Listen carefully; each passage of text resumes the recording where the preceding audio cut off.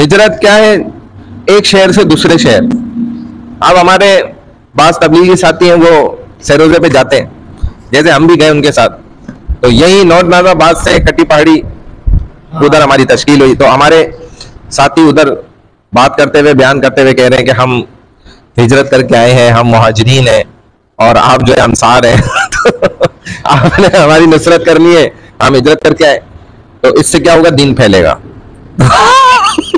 हमारे उस्ताद फरमाते थे, मौलाना शेखुल हदीस फजल मोहम्मद सवाती साहब दामत बरकातो, तो फरमाते थे कि ये हिजरत के साथ मजाक है। ये हिजरत थोड़ी है।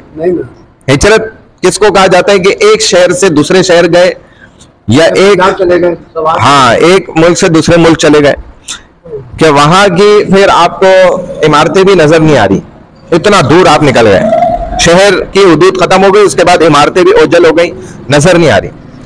इसको हिजरत कहा जाता है।